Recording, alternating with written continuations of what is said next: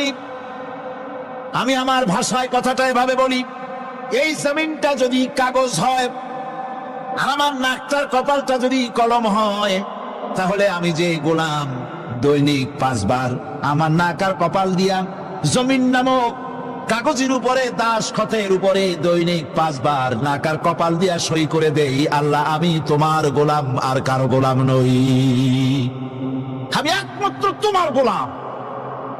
ঘুমের থেকে উঠে সেজদা দিয়ে বলি, দুপুরের সময় কাজ ফেলাইয়া আরেকবার বলি, বিকেল আসার আগেই আসরে আরেকবার বলি, দিন যখন শেষ হয় আরেকবার বলি, রাতে যখন শুতে যাই আরেকবার সেজদা দিয়ে ঘোষণা করি, মাবুদ আমি তোমার গোলাম। সুবহানাল্লাহ।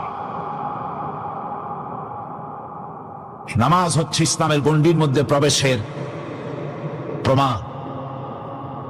কোরআনে কারীম বলছে, ফাইন তাবু ওয়া আকামুস সালাতা ওয়া আতাউজ যাকাতা ফাইখওয়ানুকুম ফিদ্দীন।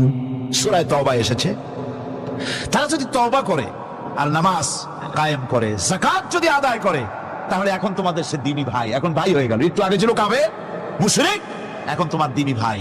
দ্বীনের গণ্ডির মধ্যে প্রবেশ করা, কলেমা পড়ার সাথে সাথেই নামাজ। নামাজ হচ্ছে দ্বীনের প্রধান গেট, দ্বীনের প্রধান তোরণ। দ্বীনের মধ্যে প্রবেশ করার জন্য এই গেট দিয়ে প্রবেশ করতে হবে। সুতরাং এই নামাজের এতই গুরুত্ব দেওয়া হয়েছে। ইসলাম যদি ক্ষমতায় আসে, আল্লাহ যেন এনে দেন, জোরে কোন আমিন। ইসলাম যদি ক্ষমতায় এসে যায়, রব্বুল আলামিন তাফসীরে মাহফিল কোরআন সামনে নিয়ে আশা করে তোমার দরবারে দোয়া করি, এই বিশাল জনসমুদ্রের দোয়া কবুল করো মাবুদ গো, এই বাংলাদেশকে ইসলামের দেশ বানাইয়া দাও। দেশটা যদি ইসলামের হয়ে যায়, আইন যদি আল্লাহর হয়, শাসন যদি সৎ লোকেরা করে, রব্বুল আলামিন কোরআন শরীফে বলেন, তাহলে তারা 4টা কাজ করবে। আল্লাযীনা মাক্কান্নাহুম ফিল আরদ আকামুস সালাতা ওয়া আতাউজ যাকাত ওয়া আমারু বিল মা'রুফি ওয়া নাহাউ আনিল মুনকার। মুমিনরা ক্ষমতা এসে প্রথম যে কাজটা করবে, প্রথমে ক্ষমতা এসেই নামাজ বাধ্যতামূলক করবে। প্রথম কি? ওয়াজ নসিহতে অনুরোধ করা হবে না, বাবাজিরা আল্লাহর রাস্তায় নামাজটা পড়ে না। রেডিও এবং টেলিভিশনের মাধ্যমে রাষ্ট্রপ্রধান আদান করে দিবেন, আজ থেকে বাংলাদেশের 12 কোটি তাওহীদি জনতা, নারী পুরুষ যারা আকেল বালিগ, সকলের জন্য নামাজ বাধ্যতামূলক, নামাজ পড়তেই হবে। এটা অর্ডার। বেলা যখন 1টা বেজে যাবে, বেলা যখন 1টা বাজবে, সমস্ত মসজিদে আজান শুরু হয়ে যাবে। আজানের সাথে সাথে অফিস, আদালত, কল কারখানা, ক্ষেত খামার, শিক্ষাঙ্গন সব ডেডলক হয়ে যাবে। আধা ঘন্টার জন্য বন্ধ হয়ে যাবে। যারা মুসলমান অফিসে, কলেজে, ইউনিভার্সিটিতে, সর্বত্র তারা নামাজের জন্য প্রস্তুতি নেবেন। আধা ঘন্টার ভিতরে নামাজ আর খানা সেরে আবার কলেজ চলবে, বিশ্ববিদ্যালয় চলবে, কল চলবে, কারখানা চলবে, ক্যান্টনমেন্ট চলবে, সেক্রেটারিয়েট চলবে, সব আপন গতিতে চলতে থাকবে। আল্লাহর রহমত, বরকত আকাশ থেকে নাজিল হয়ে যাবে। আর এই অর্ডার যে দেওয়া হবে, নামাজ পড়বেন সেখানে। থানায় যখন আজান হবে, থানায় আজান হয়ে গেছে, থানার স্টাফ, পুলিশ যারা আছে জামাতে খাড়া হয়ে যাবে, ইমামতি করবেন ওসি সাহেব। এসপির অফিসে এসপি সাহেব ইমামতি করবেন, ডিসি সাহেব তার অফিসে ইমামতি করবেন, মন্ত্রী সেক্রেটারিয়েট ইমামতি করবেন, প্রেসিডেন্ট বঙ্গভবন ইমামতি করবেন, বিশ্ববিদ্যালয়ের ভাইস চ্যান্সেলরের ইমামতিতে সে জায়গার মুসলমান ছাত্র ছাত্রী, শিক্ষক শিক্ষয়িত্রী এক জামাতে নামাজ আদায় করবে। এই যদি হয় চিত্র দেশের, অপরাধ থাকবে। থানায় ওসি সাহেব নিজেই যদি জামাতের ইমামতি করেন, এইভাবে নামাজ আদায় করেন পুলিশদের নিয়ে জামাতে, ঘুষ আর খাবে তারা? এসপি সাহেবের অফিসে, ডিসি সাহেবের অফিসে মন্ত্রীরা যদি ভাবে নামাজ কায়েম করে, তাহলে কি অন্যায় অপরাধ কিছু থাকবে সমাজে? থাকবে না। সুতরাং নামাজ বাধ্যতামূলক করে দেওয়া হবে। নামাজ বাধ্যতামূলক, সকলকে নামাজ পড়তে হবে। নামাজ হচ্ছে অপকর্মের প্রতিবন্ধক। নামাজ পড়লে অন্যায় কাজ থেকে বাঁচার পর, অন্যায় থেকে বাঁচাই কিসে? নামাজ। আল্লাহ রাব্বুল আলামিন বলেন, উতলু মা উহিয়া ইলাইকা মিনাল কিতাবি ওয়া আকিমিস সালাম ইন্নাস সালাতা তানহা আনিল ফাহশাই ওয়াল মুনকার। হে নবী, এই কিতাব তেলাওয়াত করো, যা তোমার প্রতি অবতীর্ণ করা হয়েছে, এই কিতাব তেলাওয়াত করো আর নামাজকে প্রতিষ্ঠা করো। নিঃসন্দেহে নামাজ মানুষকে পাপাচার থেকে বাঁচায়া দেয়। অশ্লীলতা, পাপাচার থেকে মানুষকে বাঁচায় কে? জোরে চিল্লায় কোন কে? নামাজ। এই নামাজ মানুষকে অন্যায় কাজ থেকে বাঁচায় দেয়। নামাজ যে মানুষকে অন্যায় কাজ থেকে বাঁচায়, কেমনে বাঁচায়? আমরা যে নামাজ পড়ি, এই নামাজে তো আমাদেরকে অন্যায় কাজ থেকে বাঁচাইতে পারে না। নামাজি বহুত মানুষ আছে অন্যায় করে, করে কিনা কোন? না করে না? করে। নামাজি অথচ অন্যায় করে। আর আল্লাহ বলছেন নামাজিকে, নামাজ তাকে অশ্লীলতা থেকে ফিরায়। তাহলে কথা কাটটা ঠিক? আল্লাহটা জোরে বলেন, কাটটা ঠিক? অবশ্যই আমার আল্লাহর কথা হক। আমি ভুল করছি যেন, আমি যেন কোথাও ভুল করতেছি, সামথিং ইজ রং, কোথাও যেন আমরা ভুল করে বসতেছি, সেই ভুলটা কি আমরা আবিষ্কার করতে চেষ্টা করবো ইনশাআল্লাহ। প্রথম যে কথাটা সেটা হচ্ছে যে আমরা যা নামাজে পড়ি আমরা তা বুঝি না। কথা ঠিক কিনা? আমি যদি এখন প্রশ্ন করি সামি আল্লাহু লিমান হামিদা অর্থ কি, কোন ফার্স্ট ডিভিশনে কয়েকটা লেটার নিয়ে ফেল করবেন এরকম লোক আছেন না নাই? সুবহান রাব্বিয়াল আলা অর্থ কি জানি না, সুবহান রাব্বিয়াল আযীমের অর্থ কি জানি না, দোয়া কুনুত অর্থ কি জানি না, তাশাহুদ অর্থ কি জানি না, সূরা ফাতিহার অর্থ কি জানি না। এমন কি উযুর মধ্যে কয়টা ফরজ তা অনেকের জানা নাই। কথা কি বেশি বললাম না ঠিক বলছি? একজনে জিজ্ঞেস করলো, মিয়া উযুতে কয় ফরজ? কয় হুজুর কি মনে করেন এটা বুঝি জানি না, এটা তো সাধারণ ব্যাপার, বলেন না কয় ফরজ? কয় উযুতে তো 17 ফরজ। কি কি? কয় হাত ধোয়া, পা ধোয়া, মুখ ধোয়া, নাক ধোয়া, চোখ ধোয়া, জিহ্বা ধোয়া, মাথা ধোয়া। বলতে বলতে গুনে দেখা গেল প্রায় 19টার মতো বলছে। বলা হলো, মিয়া বললেন আপনি উযুতে ফরজ 17টা, কইলেন আপনি 19টা। কয় হুজুর জানি আরো, বলি না আপনাদের ভয়তে। উযু জানে না, নামাজ জানে না, তাকে এই নামাজ কেমনে ফিরাবে অন্যায় কাজ থেকে? কথা বুঝতে পেরেছেন? নামাজে আল্লাহু আকবার বললাম, এরপরে সানা পড়লাম, তারপরে সূরা ফাতিহা পড়লাম। সূরা ফাতিহার ভেতরে যে সমস্ত কথাগুলি বললাম সেই কথাগুলি বুঝি না, কি বলেছি তাও জানি না। এরপরে সুবহান রাব্বিয়াল আলা বলেছি, সুবহান রাব্বিয়াল আযীম বলেছি, সামি আল্লাহু লিমান হামিদা বলেছি, অর্থ কি জানি না। আল্লাহ তা শুনতে পান, যে ব্যক্তি আল্লাহর প্রশংসা করেন তিনি তা শুনতে পান। নামাজের মধ্যে আইডিয়া দেওয়া হচ্ছে, তুমি যে আল্লাহর জন্য নামাজ পড়তেছো, প্রশংসা করতেছো, এটা এমন নয় যে আল্লাহ পাক দেখছেন না বা শুনতেছেন না। তুমি যা বলতেছো, প্রশংসা করতেছো, আল্লাহ পাক তা শুনতে পাচ্ছেন। সামি আল্লাহু লিমান হামিদা, সুবহান রাব্বিয়াল আলা। আমি মহান সর্বশ্রেষ্ঠ আল্লাহ রাব্বুল আলামিনের পবিত্রতা ঘোষণা করছি, আমি তার প্রশংসা করছি। সূরা ফাতিহার কি আমরা বলি আপনারা ব্যাখ্যা দেখে বুঝে নিন, সেগুলি আমি এখানে বলে বাকি কথা সব শেষ করতে পারবো না। নামাজে কি পড়েন সেটা যদি জানতেন, অবশ্যই আল্লাহ রাব্বুল আলামিনের কথা কার্যকরী হয়ে যেত। ইন্নাস সালাতা তানহা আনিল ফাহশাই ওয়াল মুনকার। নামাজ মানুষকে পাপের কাজ, অশ্লীলতা থেকে ফিরাতে পারে। আল্লাহ ইন্না বসায়ছেন, নিশ্চয়ই, বেশক, অবশ্যই নামাজ পাপ থেকে ফিরাবে। কিন্তু কেমনে ফিরাবে নামাজ তো বুঝি না, নামাজ তো বুঝি না। খালি সেজদা দেয় জনমের মতো। আর সেজদা কি? নামাজে যদি দেখে ইমাম দেরি করতেছে, আত্মাহিয়াত পড়তে দেরি হয়ে যাচ্ছে, পিছন থেকে সিগন্যাল মারে, ঠিক কিনা? বেয়াদব, বেয়াদব। তোমার নামাজ, তোমার আত্মাহিত আগে শেষ হয়েছে, তাতে কি হয়েছে? চুপ করে বসে থাকো। ইমামকে কাশি দিয়া সতর্ক করার অধিকার তোমার নাই। যদি ইমামকে সতর্ক করার জন্য কাশি দিয়ে থাকো, তোমার নামাজ ফাসেদ হয়ে যাবে। এটা ফাইজলামি করার জায়গা না, এটা নামাজ। এর নাম কি? ধীরে সুস্থে নামাজ পড়তে হবে। অনেকে মসজিদটারে মনে করে জেলখানা, ঢুকতে যত দেরি, বেরোতে পারলে যেন বাসে যান ছটফট করে। সিনেমার মধ্যে গিয়ে ঘন্টার পর ঘন্টা বসে থাকে, খারাপ লাগে না? মসজিদে কেরাত যদি একটু লম্বা পড়ে, পিছনে বসে খালি কি যে করে মনে মনে বলতে থাকে যে ইমাম এমন কাঁচা ছাড়া ছাড়ি না, আর গান যখন শোনে শুনতেই থাকে, কত মজা, ঘুম আসে না। নাউজুবিল্লাহ। সুতরাং নামাজে কি বলেন সেটা আপনাকে বুঝতে হবে।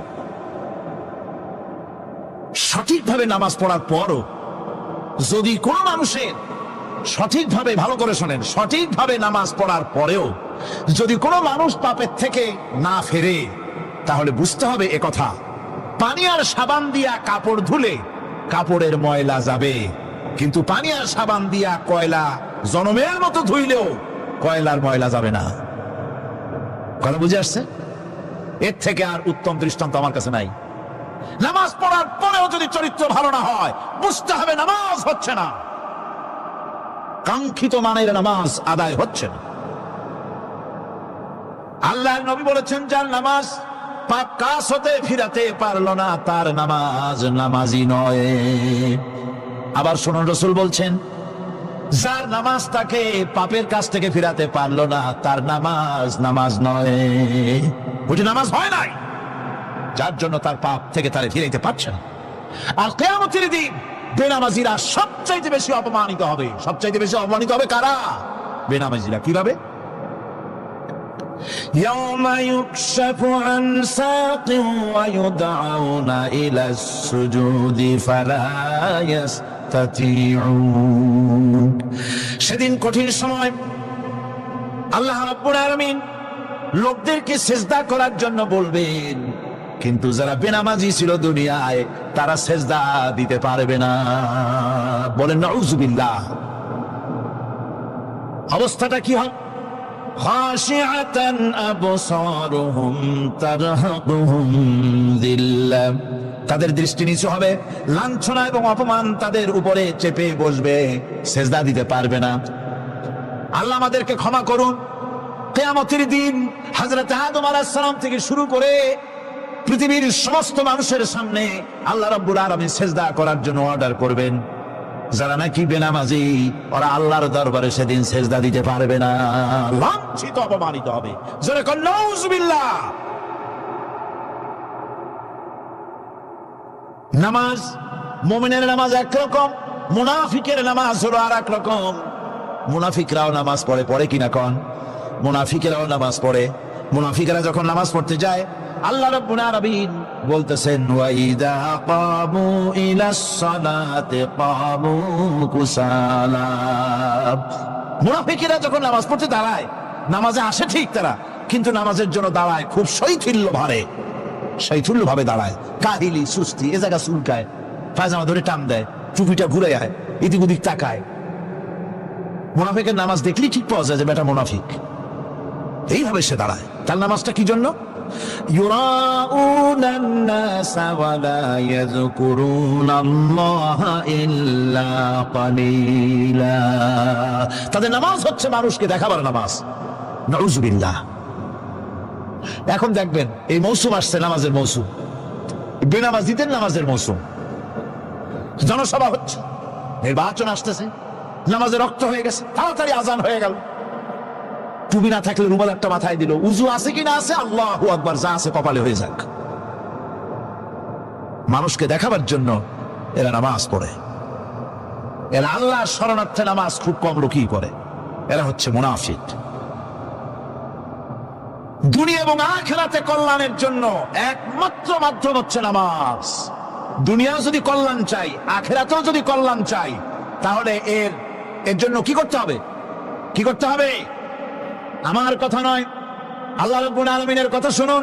রব্বুল আলামিন বলেন, قد أفلح المؤمنون الذين هم في صلاتهم خاشعون والذين هم للزكاة فاعلون والذين هم لفروجهم حافظون। নিশ্চিতভাবে সেই সব মুমিন কল্যাণ লাভ করবে, নিশ্চিতভাবে।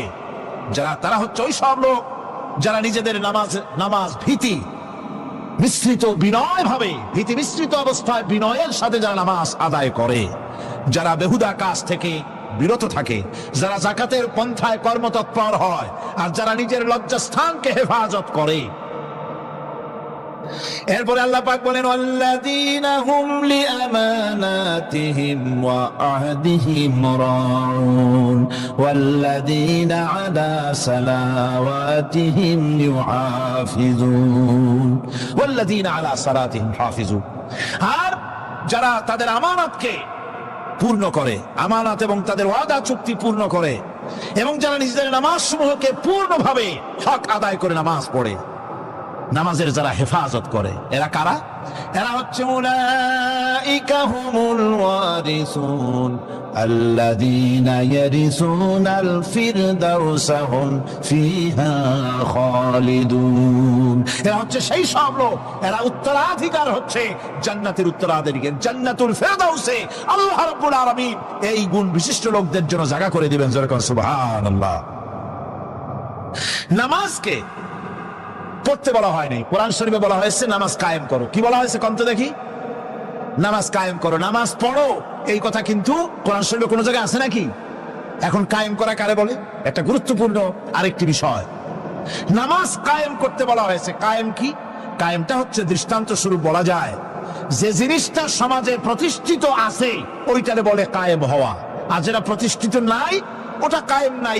কায়েম মানে হলো প্রতিষ্ঠিত থাকা। যেমন আমাদের দেশে, আমাদের সমাজে নারী পুরুষ শিশু বৃদ্ধ সকলেই কাপড় পরা, শাড়ি পরা, লুঙ্গি পরা, এই কাপড় পরাটা কায়েম আছে, প্রতিষ্ঠিত আছে না নাই?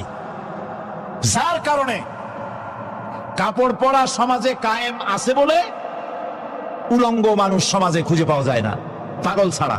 ঠিক কিনা? একটা বাচ্চাকেও যদি উলঙ্গ হতে বলেন এখানে, 5 বছর 6 বছর একটা বাচ্চাকেও, সে কিন্তু রাজি হবে না। ঠিক কিনা?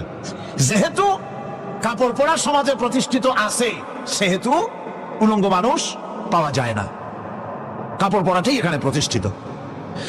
সুতরাং এখন অবস্থাটা এই হয়েছে, কাপড় পরা প্রতিষ্ঠিত আছে বলে কোন উলঙ্গ মানুষ এসে যদি এই মঞ্চে দাঁড়ায় আর বলে আমাকে একটু বক্তৃতা করতে দেন, আপনারা কি করবেন? মঞ্চে তো উঠতেই দিবেন না। উলঙ্গ মানুষ যদি কোনো চাকরি নিতে যায় ইন্টারভিউতে, তাকে লাইনে দাঁড়াইতে দেবে? দেবে না। এমনকি উলঙ্গ হয়ে যদি বাড়িতে প্রবেশ করে তার বউ দূর দূর করে তাড়ায় দেবে। ঠিক কিনা? যেহেতু সমাজের ভিতরে কাপড় প্রতিষ্ঠিত আছে সেই জন্য এই উলঙ্গ মানুষ পাওয়া যায় না।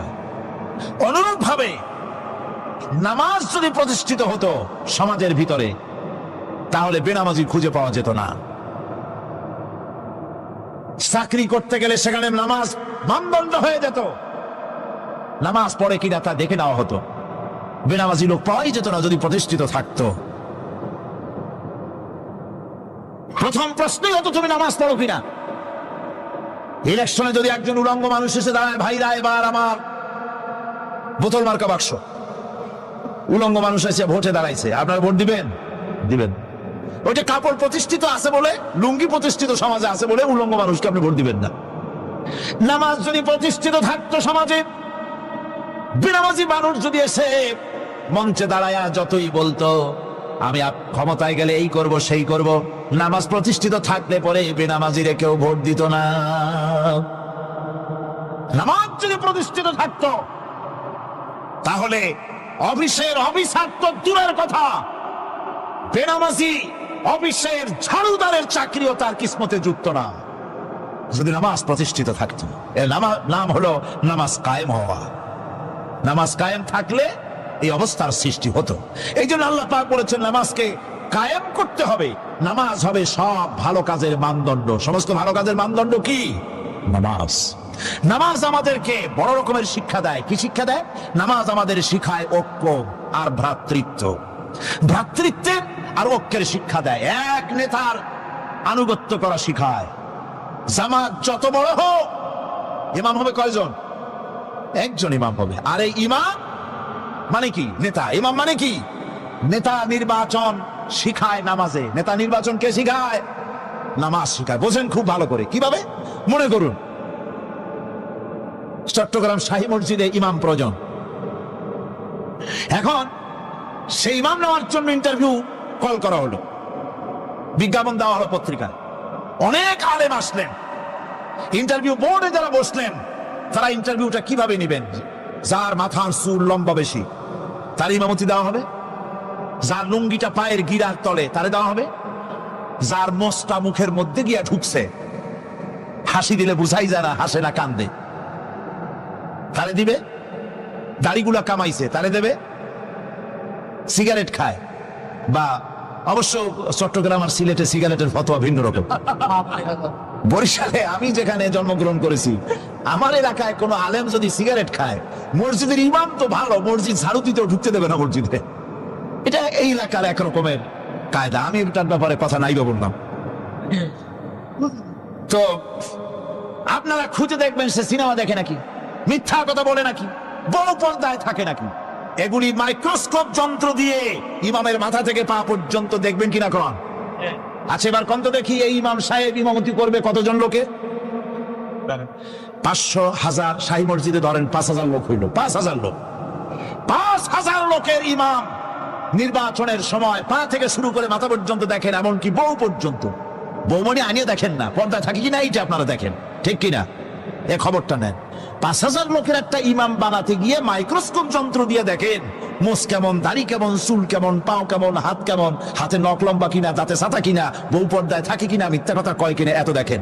আর যখন নির্বাচন আসে তখন 2.5 থেকে 3 লক্ষ মানুষের জন্য একজন এমপি নির্বাচিত হয়। সেই ইমামকে বাছাই করার জন্য নামাজ পড়ে কিনা, জিনাকার কিনা, মদখোর কিনা, সুদখোর কিনা, ঘুষখোর কিনা, বদমাশ কিনা বাছাই করা হয় না।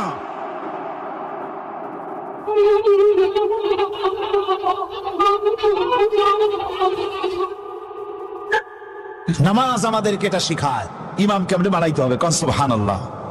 নামাজ ঐক্য শিখায়, নামাজ ভ্রাতৃত্ব শিখায়, নামাজ পারস্পরিক মহব্বত শিখায়, নামাজ নেতা কেমন হওয়া উচিত, নেতা নির্বাচন শিখায়। আবার নেতা ভুল করলে তার ভুল বলা যাবে না, এরকম হতে পারবে না। নামাজের ভিতরে ইমাম যদি ভুল করলে আপনি লোকমা দিবেন, সুবহানাল্লাহ, আল্লাহু আকবার বলবেন। যদি তিনি সংশোধন না হলেন আবার দেন, তাতেও সংশোধন হলো আবার দেন। 3 বার লোকমা দেওয়ার পর যদি ভুল সংশোধন না করে নামাজ ছেড়ে দেন, ইমামকে বের করে দেন, নতুন ইমাম নিয়োগ করেন। যারা ক্ষমতায় যাবে, আপনি রাষ্ট্রের ইমাম যারা বানাবেন, সেই রাষ্ট্রীয় ইমাম যদি জনগণের ইচ্ছার বিরুদ্ধে যদি চলে, 1 বার লোকমান দেন, 2 বার লোকমান দেন, 3 বার দেন, তারপরেও যদি না নামে, ঘাট ধরে নামে না। নামাজ আপনাকে নেতা নির্বাচন, নেতাকে প্রতিষ্ঠিত রাখা, নেতার আনুগত্য আপনাকে শেখায়। নামাজ লাইন সোজা করে দাঁড়াতে হবে, লাইন যদি বাঁকা করে আপনার কলজেটা ওরকম বাঁকা হয়ে যাবে। নাউযুবিল্লাহ। নামাজের কাতারে যার কারণে নামাজের কাতার বাঁকা হবে, পুরা কাতারের জন্য আল্লাহর কাছে ওই লোকটা দায়ী হয়ে যাবে। নামাজ শৃঙ্খলা শিখায়, সুবহানাল্লাহ কইতে ইচ্ছা করে না? নামাজ শৃঙ্খলা শিখায়, শৃঙ্খলা বোধ শিখায়, সোজা হয়ে দাঁড়ায়। তারপরে ঐক্য এবং মহব্বত শিখায়। নামাজের ভিতরে যখন দাঁড়ায় গেলেন, আমির দাঁড়ালো, ফকির দাঁড়ালো, মন্ত্রী দাঁড়ালো, তার ড্রাইভারও দাঁড়ায় গেল, একই কাতারে দাঁড়ায় গেছে। নামাজ পড়তে গিয়ে ড্রাইভারের পাও গিয়ে লেগেছে মন্ত্রীর গায়ে। নামাজ শেষ হওয়ার পর মন্ত্রীর বাবার ক্ষমতা নাই এ কথা বলার যে বেটা ড্রাইভার সলিমদ্দি, তোর পাও লেগেছে আমার পায়ে, তোর চাকরি সুদ্ধা দোজখে পাঠায় দেব। পারবে বলতে? পারবে না। মিয়া মন্ত্রী সাহেব, এটা তোমার সেক্রেটারিয়েট না, এটা আল্লাহর ঘর। এটা কার ঘর? এক হি সব মে খড়ে হো গয়ে মাহমুদ ও আয়াজ, এক হি সব মে খড়ে হো গয়ে महमूद आयाज, न कोई बंदा रहा न कोई बंदा नवाज। একই কাতারে দাঁড়িয়ে গেছে সম্রাট মাহমুদ আর চাকর আয়াজ। এখন সম্রাট মাহমুদও নাই, চাকর আয়াজও নাই, সম্রাট আর চাকর দুজনই আল্লাহ পাকের গোলাম হয়ে গিয়েছে। তুমি মসজিদে এসেছো, তুমি আল্লাহর গোলাম। কার গোলাম? আল্লাহ পাকের গোলাম। এই জিনিস শিখায় নামাজ। নামাজ শিখায় মানুষকে পাঞ্চুয়ালিটি, নিয়মানুবর্তিতা, সময়ের জ্ঞান শিখায় নামাজ। নামাজ মানুষকে কি শিখায়? আল্লাহ রাব্বুল আলামিন বলছেন ইন্নাস সালাতা কানাত আলাল মুমিনিনা কিতাবাম মাওকুতা। নিঃসন্দেহে নামাজ মুমিনদের নিয়মানুবর্তিতার সাথে ফরজ করা হয়েছে, তাদের উপরে নিয়মানুবর্তিতার উপরেই, সময়ের উপরে নামাজকে ফরজ করা হয়েছে। আপনার আন্দাজ মতো আপনি পড়তে পারবেন না, সময় মতো পড়তে হবে, আউয়াল ওয়াক্তে পড়তে হবে। আমার দেশের মসজিদগুলিতে ফজরের নামাজ পড়া হয় এমন সময় পূর্ব দিক ফর্সা হয়ে যায়। ইমাম সাহেব যদি ভুল করেন, নামাজ যদি দোহরাতে যান তাহলে সূর্য উদয় হয়ে যাবে, এমন অবস্থা। নামাজ এত দেরিতে পড়া হয়। প্রত্যেক ওয়াক্তের নামাজ আউয়াল ওয়াক্তে পড়ার জন্য রাসূল সাল্লাল্লাহু আলাইহি ওয়াসাল্লাম তাগিদ করেছেন। সময়ের দিকে লক্ষ্য রাখতে বলা হয়েছে। যেই জাতি, লক্ষ্য করুন, যে জাতি দৈনিক 5 বার টাইমলি অক্ত মতো সময় মতো নামাজ আদায় করতে হয়, দুর্ভাগ্যজনক সত্য সেই জাতির কাছে সময়ের কোনো দাম নাই। সময়ের দাম নাই। 9টার গাড়ি কয়টা আসবে? 9টার গাড়ি কয়টা আসবে? একদিন দেখা গেল সত্যি 9টার সময় এসে গেছে। যাত্রীরা বলছে মাশাআল্লাহ, অন্তত একটা দিন তো 9টার সময় আসলো। স্টেশন মাস্টার বলছে না, খুশি হওয়ার কারণ নাই, আজকের না, এটা গতকালকেরটা। আমার আমেরিকার সফরের সময়, যে বাড়িতে আমি আমেরিকায় থাকি, কুইন্স এলাকায়, নিউ ইয়র্ক সিটিতে, সে বাড়িওয়ালা চাকরি করে। সে আমাকে বলল 10টি বছর আমি একটা ট্রেনে যাতায়াত করি। সে বলছে রাত 3:45 ট্রেনটা আসে, ওই ট্রেনে চড়ে সে তার কর্মস্থলে যায়। বলল 10টা বছর আমি এখানে আছি, 10 বছরের ভিতরে এই ট্রেনটা 1 মিনিটের জন্য এদিক ওদিক করলো না, ঠিক 3:45 এসে হাজির হয়ে গেছে। ঝড় হোক, বৃষ্টি হোক, স্নো পড়ুক, বরফ পড়ুক, টাইমলি চলতেছে। দুনিয়ায় ভিন্ন জাতিরা যে উন্নতি করে তার পেছনে সময়ের জ্ঞান তাদের অনেক বেশি আমাদের থেকে, কথা ঠিক কিনা?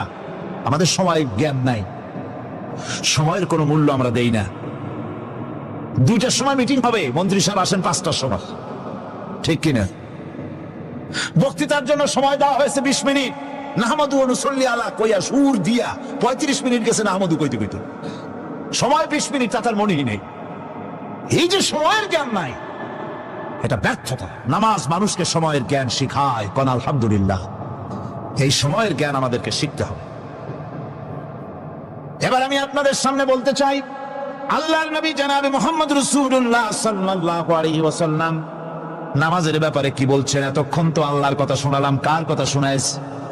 আমার আল্লাহর নবী বলেন, নবীকে প্রশ্ন করা হলো, ইয়া রাসূলুল্লাহ আইয়ু শাইইন আহাব্বু ইনদাল্লাহি ফিল ইসলাম, ইসলামের মধ্যে আল্লাহর কাছে কোন জিনিসটা বেশি প্রিয়?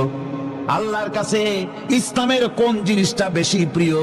হুজুর বললেন as-salatu li waqtiha, মান তারাকা সালাতান ফালা দীনা লাহু ওয়াস-সালাতু ইমাদুদ্দিন। আল্লাহর কাছে সবচাইতে বেশি প্রিয় হচ্ছে নামাজ। সবচাইতে প্রিয় কি? নামাজ। ওয়াক্ত মতো নামাজ আদায় করা আল্লাহ পাকের বেশি প্রিয়। আর এই নামাজ হচ্ছে দ্বীনের খুঁটি। এটা দ্বীনের কি খুঁটি? এই যে খুঁটিগুলো আছে, খুঁটিগুলো ফালাই দিলে তারপর আপনার এই প্যান্ডেল থাকবে? থাকবে না। বিল্ডিং এর পিলার ভেঙে দেন, বিল্ডিং টিকবে? ঘরের খুঁটিগুলি উড়াই ফেলেন, ঘর টিকবে? টিকবে না। দ্বীনের খুঁটি হচ্ছে নামাজ। লা দীনা লিমান লা সালাতা লাহু, যার কাছে দ্বীন নাই, যার কাছে নামাজ নাই, তার কাছে কি নাই? দ্বীন নাই, ঈমান নাই। আল্লাহর নবী বলেছেন, ওয়ান জাবির রাদিয়াল্লাহু তাআলা আনহু قال قال رسول الله صلى الله عليه وسلم بين العبد وبين الكفر ترك الصلاة। আল্লাহ পাকের নবী বলেন, আল্লাহর বান্দার মুমিন, আল্লাহর বান্দার কাফের, দুইজনের মধ্যে পার্থক্য হলো যে ব্যক্তি নামাজ পড়ে সে আল্লাহর গোলাম, যে নামাজ পড়ে না সে কাফের হয়ে গেল। যে নামাজ পড়লো না সে কাফের হয়ে গেল। মান তারাকা সালাতান মুতাআম্মিদান ফাকাদ কাফারা, যে ব্যক্তি ইচ্ছে করে নামাজ ছেড়ে দিল সে কাফের হয়ে গেল। বলেন নাউযু বিল্লাহি মিন যালিক। এই জন্য নামাজ আদায় করা বাধ্যতামূলক প্রত্যেকটি মুসলমানের জন্য। রাসূল করিম সাল্লাল্লাহু আলাইহি ওয়াসাল্লাম একটা দৃষ্টান্ত দিয়েছেন। কারো বাড়ির সামনে যদি একটা নাহার থাকে, একটা পুকুর থাকে, একটা খাল থাকে প্রবাহিত, এতে যদি ওই বাড়িওয়ালা দৈনিক 5 বার গোসল করে তাহলে তার গায়ে কি কোনো ময়লা থাকে? হুজুর, সাহাবীরা বললেন না হুজুর, থাকে না। হুজুর বলেন এটাই হলো নামাজের দৃষ্টান্ত। 5 ওয়াক্ত নামাজ আদায় করবে, সে গুনাহ থেকে আল্লাহ পাক তাকে পবিত্র করে দিবেন। সুবহানাল্লাহি ওয়া বিহামদিহি। আমার ভাইরা, নামাজ পড়লে পরে এক জুমা থেকে আর এক জুমা পর্যন্ত মানুষ যে সমস্ত গুনাহ করে, কবিরা গুনাহগুলি বাদে, শিরক আর কবিরা গুনাহগুলি বাদে যত গুনাহ আছে তার কাফারা হয়ে যায়। নামাজ যে সঠিকভাবে আদায় করবে, এই নামাজটা একটা কঠিন কাজ। নামাজটা কি কাজ? কে বলতেছেন কথা? আল্লাহ পাক। ওয়া ইন্নাহা লাকাবীরাতুন ইল্লা আলাল খাশিঈন। নামাজ একটা ভারী জিনিস, একটা কঠিন জিনিস। কাদের জন্য কঠিন নয়? যারা নাকি আল্লাহ পাককে ভয় করে। الذين يظنون أنهم ملاقو ربهم وأنهم إليه راجعون। যারা নাকি একথা মনের ভিতরে ধারণা করে যে আল্লাহ রাব্বুল আলামিনের দরবারে আমার হাজির হওয়া লাগবে, মোলাকাত করা লাগবে, এই চিন্তা যারা করে তাদের জন্য নামাজ মোটেই কষ্টকর নয়, নামাজ মোটেই তাদের জন্য অসহনীয় নয়, বোঝা নয়, ভার নয়। তারা নামাজ আদায় ঠিকই করবে। এই জন্যে বিবি বাল বাচ্চা সকলকে নামাজের জন্য তাকিদ করতে হবে। যত ভাই এখানে এসেছেন নিজেরা পড়বেন, বিবি বাল বাচ্চাকে তাকিদ করবেন। আল্লাহ পাক বলছেন ওয়ানজির আশীরাতাকাল আকরাবিন, তোমার নিকটবর্তী যারা আছে তাদেরকে তুমি আল্লাহর ভয় দেখাও। নামাজের জন্য তাদেরকে বলো, আল্লাহর ভয় তাদের অন্তঃকরণের মধ্যে সৃষ্টি করে দাও। এই নামাজ পড়তে হবে জামাতের সাথে। নামাজ পড়তে হবে কিসের সাথে? জামাতের সাথে। রাসূল করিম সাল্লাল্লাহু আলাইহি ওয়াসাল্লাম বলছেন, হুজুরের কাছে, আল্লাহর নবীর কাছে, হযরতে আবু হুরায়রা রাদিয়াল্লাহু তাআলা আনহু হাদিসটি বর্ণনা করেছেন। হুজুরের কাছে একজন অন্ধ লোক এলো। সেই অন্ধ লোক এসে বললেন, হুজুর আমি তো চোখে দেখি না, জামাতের যে গুরুত্বের কথা আপনি বললেন, আমাকে কি রুখসুত দেওয়া যায় নাকি? আমি অনেক সময় সাথী সঙ্গী পাই না, আমাকে কি রুখসুত দেওয়া যায় নাকি? হুজুর বললেন, হ্যাঁ তোমাকে রুখসুত দেওয়া গেল। অন্ধ যখন হেঁটে যাচ্ছিলেন, নবীজি তাকে আবার ডাকলেন, ডেকে জিজ্ঞেস করলেন, অন্ধ নামাজের মসজিদের আজান কি তোমার কানে যায়? বলে, হ্যাঁ আমি আজান শুনি। হুজুর বললেন, আজানের জবাব দিবা, মসজিদে এসে জামাতে নামাজ পড়বা। একজন অন্ধকে রুখসত দেওয়া হয় নাই। মসজিদে আজান শোনার পর ঘরে বসে যদি নামাজ আদায় করেন, নামাজের হক আদায় হবে না।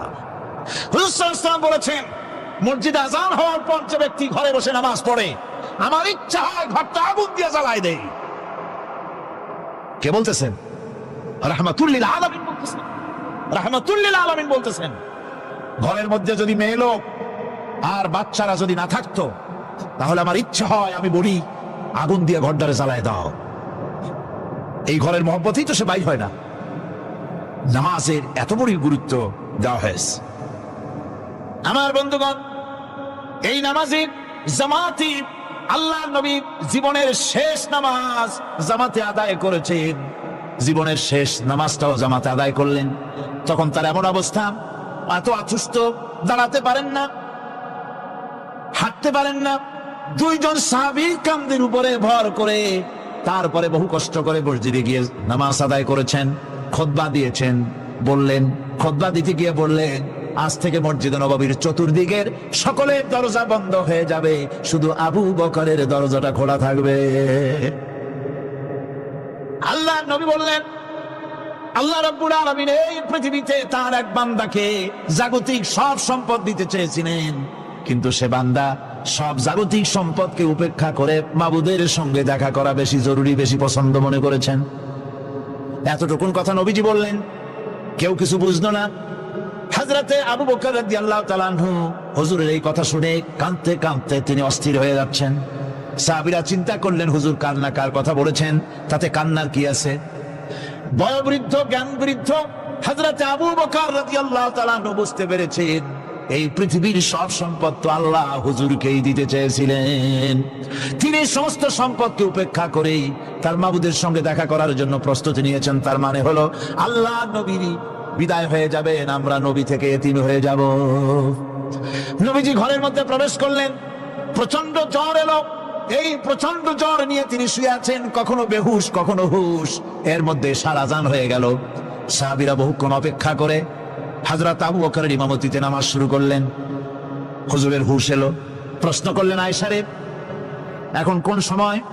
হযরত আয়েশা বলেন, ইয়া রাসূলুল্লাহ, মসজিদে নববীতে নামাজ শুরু হয়ে গেছে। সাহাবীরা অনেকক্ষণ অপেক্ষা করে আমার বাবার ইমামতিতে নামাজ পড়তেছে। সবাই কিন্তু সাহাবীরা কেঁদে কেঁদে নামাজের মধ্যে কাঁদতে কাঁদতে অস্থির হয়ে যাচ্ছে।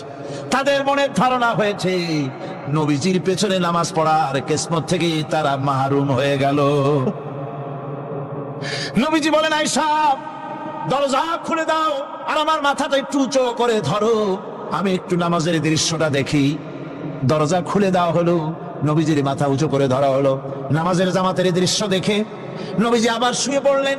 হযরত আয়েশা লক্ষ্য করে দেখেন নবীজির দুই চোখের কোণা দিয়া পানি পড়তেছে। মা আয়েশা জিজ্ঞেস করেন, ইয়া রাসূলুল্লাহ, নামাজের দৃশ্য দেখে চোখে কেন পানি এলো? হুজুর বলেন, আয়েশা রে, এটা কোনো দুঃখের পানি নয়, এটা তৃপ্তির পানি। এই যে জামাত নামাজ পড়তেছে লোকেরা, এই জামাত কায়েমের জন্য তায়েফের ময়দানে অনেক রক্ত আমার ঝরেছে। উহুদের ময়দানে দান্দান মুবারক শহীদ হয়েছে, সাহাবায়ে কেরাম জীবন দিয়েছে। এই যে জামাত আমি দেখতে পেলাম, ভবিষ্যতের একটা ছবি যেন চোখে ধরা পড়লো। আমার মনে হলো কিয়ামত পর্যন্ত এই পৃথিবীতে আমার যত উম্মত আসবে তারা এইভাবে করে জামাতে নামাজ আদায় করবে। নবীজি মাথার কাছে মালাকুল মউত যখন এসে গেছেন, আমার ভাইরা, এই পৃথিবীতে যত নবীরা এসেছিলেন মৃত্যুর সময় সমস্ত নবীরা শেষ কথা যেটা বলেছেন, হাদিস, সমস্ত নবীরা উম্মতের জন্য মৃত্যুর মুহূর্তে শেষ কথা যেটা বলেছেন সেটা হলো আসসালাত, আসসালাত, নামাজ, নামাজ। আমার নবী যখন বিদায় হয়ে যান, বিদায় মুহূর্তে মেয়ের কথা বললেন না, কলিজার টুকরা নাতির কথা বললেন না, জামাইয়ের কথা বললেন না, স্ত্রীর কথা বললেন না, মৃত্যুর সময় শেষ কথা বললেন আসসালাত, আসসালাত ওয়া মা মালাকাত আইমানুকুম, নামাজ, নামাজ, আমার উম্মতেরা নামাজ, আমার উম্মতেরা নামাজ ছেড়ে দিও না, নামাজ। যেই নবী উম্মতের জন্য এত কাঁদলেন, নামাজের জন্য এত কথা বলে গেলেন, আল্লাহ রাব্বুল আলামিন নামাজের জন্য এত নির্দেশ করলেন, নবীজি ইন্তেকালের সময় নামাজের কথা বলে দিলেন, সেই মুসলমান আজ নামাজ আদায় করে না। নামাজ পড়ে তো নামাজ শুদ্ধ হয় না। হযরত হুযায়ফা রাদিয়াল্লাহু তাআলা আনহু তিনি একবার ইয়েমেন সফর করেছিলেন, এক মসজিদে নামাজ পড়লেন। একজনকে তিনি নামাজ পড়তে দেখলেন, নামাজ পড়তে দেখে তিনি অপেক্ষা করলেন। লোকটার নামাজ হয়ে যাওয়ার পর তিনি প্রশ্ন করলেন, আল্লাহর বান্দা, তুমি কতদিন এরকমের নামাজ পড়তেছ? তিনি বললেন, প্রায় 40 বছর তো হবে আমি এরকম নামাজ পড়তেছি। হযরত হুযায়ফা বলেন, তুমি কি আমারে চেনো? কয়, না, চিনি না। হযরত হুযায়ফা বললেন, আল্লাহর বান্দা শোনো, আমি হচ্ছি আল্লাহর নবী মুহাম্মদুর রাসূলুল্লাহ সাল্লাল্লাহু আলাইহি সাল্লামের সাহাবী হুযায়ফা। ও আল্লাহর বান্দা, তুমি যেভাবে নামাজ পড়েছো এইরকম যদি 40 বছর নামাজ পড়ে থাকো, আল্লাহর কসম করে বলি, নবীজি যে নামাজ শিখাইছেন তোমার সে নামাজ হয় নাই। রাসূলুল্লাহ নামাজ হয় নাই, নামাজ পড়লেই হবে না। রাসূলুল্লাহ বলেছেন, সাল্লু কামা রাআইতুমুনি উসাল্লি, নামাজ পড়ো সেইভাবে যেভাবে আমার পড়তে দেখো। বিশ্বাস করুন ভাইরা, নামাজ যদি না হয়, হরতাল করিয়া, মিছিল করিয়া, বিক্ষোভ করিয়া, যে কোনো আন্দোলন করে ইসলামকে বিজয়ী করা যাবে না যতক্ষণ পর্যন্ত নামাজ সহি না হবে। নামাজ হচ্ছে ফাউন্ডেশন, নামাজ নাই কিচ্ছু নাই। ঠুকঠাক করে দুইটা সেজদা দিয়ে উঠে যাবেন, আপনার ইসলামী আন্দোলনের 4 পয়সার দাম নাই। নামাজ আগে, জিহাদের ময়দানেও নামাজ, যেখানে আছেন ওখানেই নামাজ পড়তে হবে। আর তা পড়তে হবে আদবের সাথে, মুহাব্বতের সাথে। অন্তত এক তাসবিহ পরিমাণ তো বটেই। যদি তা না হয়, রুকুর থেকে দাঁড়ালেন, সেজদায় চলে গেলেন, ওয়াজিব তরক হলো। সেজদা দিলেন না, নামাজ ফাসেদ হয়ে গেল, নষ্ট হয়ে গেল নামাজ। এটা পাগলামি না। নামাজ সহিভাবে আদায় করতে হবে। নামাজ থেকে দাঁড়াবেন, রুকুর থেকে দাঁড়ায় গেলেন, বলবেন রব্বানা লাকাল হামদ, কোন রব্বানা লাকাল হামদ হামদান কাসীরান তাইয়িবান মুবারাকান ফীহি। একজন সাহাবী এই দোয়াটা পড়ছিলেন। নামাজ শেষ করে আল্লাহর নবী প্রশ্ন করলেন, নামাজের ভিতরে অতিরিক্ত এই কথাগুলি কে বলেছো? সাহাবী ভয় পেয়ে গেলেন। ভয় ভয় তিনি বললেন, হুজুর আমি বলেছি। হুজুর বললেন, তুমি জানো না আমি নবী, তুমি নবী না। আমি যা দেখি তুমি দেখতে পাও না। তুমি যখন এই দোয়াটা পড়তেছিলে আমি লক্ষ্য করেছিলাম আল্লাহর রহমতের ফেরেশতারা প্রতিযোগিতা করতেছিল তোমার আমল নামায় কে কত বেশি নেকি লিখবে। রুকুতে দাঁড়ায়া এটা পড়বেন, সেজদায় চলে যাবেন, 2 সেজদার মাঝখানে ততক্ষণ বসে থাকবেন যতক্ষণ একটা সেজদার ভিতরে ছিলেন, পড়বেন আল্লাহুম্মা গফিরলি ওয়ারহামনি ওয়াহদিনি ওয়াফিনি ওয়ারযুকনি। নামাজের মধ্যে দোয়া করতেছে, আল্লাহ আমারে ক্ষমা করে দাও। সব দোয়া সব হুজুরের, আমাকে ক্ষমা করো, আমাকে হেদায়েত দাও, আমাকে সুস্থ করো, আমাকে রহম করো, আমাকে রিজিক দাও। সুবহানাল্লাহ। নামাজের ভিতরে দোয়া কবুলের সময়, নামাজের সেজদার ভিতরে দোয়া কবুল হয়। এইভাবে করে রাসূল করিম সাল্লাল্লাহু আলাইহি ওয়াসাল্লামের নামাজটা কেমন হাক্কানি উলামাদের কাছ থেকে জেনে নেবেন। যেহেতু হুজুর বলেছেন সাল্লু কামা রাআইতুমুনি উসাল্লি, নামাজ পড়ো সেইভাবে যেভাবে আমাকে পড়তে দেখো। নামাজের ভিতরে একাগ্রতা লাগবে, ভালোবাসা লাগবে, ভয় লাগবে, মুহাব্বত লাগবে। পরিপূর্ণ সময় নিয়ে শান্তিপূর্ণভাবে নামাজ পড়তে হবে। আর যত তাড়াহুড়া সব হচ্ছে নামাজের মধ্যে, ঠিক কিনা ভাইরা? রাসূল করিম সাল্লাল্লাহু আলাইহি ওয়াসাল্লামের যে নামাজ, হুজুর যেভাবে নামাজ পড়েছেন হাদিসে যা পাওয়া যায়, হাদিসে বুখারীতে সব আছে, দেখে নেবেন, সেইভাবে নামাজটা আদায় করে নেবেন। কিয়ামতের দিন আল্লাহ রাব্বুল আলামিন সর্বপ্রথম বান্দাকে প্রশ্ন করবেন কি? বুখারী শরীফে এসেছে, আন আবি হুরায়রা রাদিয়াল্লাহু তাআলা قال سمعت رسول الله صلى الله عليه وسلم يقول إنما يحاسب به العبد يوم القيامة من عمله صلاته। বুখারী শরীফের হাদিস, আল্লাহ রাব্বুল আলামিনের নবী বলেন, হযরত আবু হুরায়রা হাদিস খানা বর্ণনা করেছেন, তিনি বলেন যে আমি রাসূলের মুখে শুনেছি কিয়ামতের দিন আল্লাহ রাব্বুল আলামিন সর্বপ্রথম তার বান্দার কাছে প্রশ্ন করবেন, বান্দা নামাজ আদায় করেছিলি কিনা? নামাজ সর্বপ্রথম প্রশ্ন। যেরকম সর্বপ্রথম প্রশ্নটা কি? নামাজ। এই নামাজ আপনার বাচ্চাদেরকে যখন 7 বছর বয়স হবে নামাজের হুকুম করবেন। 10 বছরে নামাজ না পড়লে প্রহার করতে বলা হয়েছে। নামাজের জন্য কড়াকড়ি করতে হবে। পুরুষ নারী মেয়েদের মাসের ভিতরে কখনো কখনো তাদের যে সমস্ত মাসলা মাসাইল আছে সেই অনুযায়ী কখনো তাদের ক্ষমা আছে, বাকি তাদের নামাজ পড়তে হবে। আর পুরুষের জন্য পাগল হয়ে যাওয়া, বেহুশ হয়ে যাওয়া ছাড়া নামাজ মাপ নাই, নামাজ পড়তেই হবে। এই যে নামাজ না হলে ইমাম থাকবে না, ইমাম নষ্ট হবে, কিয়ামতে জাহান্নামে যাওয়া লাগবে। এসব কথা শোনার পর আজকের তাফসীরুল কোরআন মাহফিলে আমরা কি ওয়াদা করতে পারি যে আমরা মালাকুল মউত যতক্ষণ পর্যন্ত আমাদের মাথার কাছে না আসবে নামাজ ছেড়ে দেব না? এই ওয়াদা কি করতে পারি? 2 হাত উঁচু করুন, বলেন ইয়া আল্লাহ, আমি তোমার নামে শপথ করছি, যতদিন মালাকুল মউত আমার মাথার কাছে না আসতেছে ততদিন পর্যন্ত ফরজ নামাজ, ফরজ রোজা ছেড়ে দেব না। ইয়া আল্লাহ, মৃত্যু পর্যন্ত আমার এই ওয়াদা পালনের তৌফিক আমাকে দান করো, আমিন। আল্লাহ পাক আমাদের এই ওয়াদা মঞ্জুর করুন, জোরে কোন আমিন। আলোচনার শেষ পর্যায়ে এখন আমরা মুনাজাতের দিকে যাব। দাঁড়ানো ভাইয়েরা সবাই বসেন, মুনাজাতের শরীক হন। আল্লাহ রাব্বুল আলামিন নামাজের জন্য আমাদেরকে দোয়া শিখাই দিয়েছেন, কোন সুবহানাল্লাহ। কে শিখাইছেন দোয়া? আল্লাহ পাক দোয়া শিখালেন, রব্বি জাআলনি মুকিমাস সালাতি ওয়া মিন যুররিয়াতি রব্বানা ওয়া তাকাব্বাল দুআ।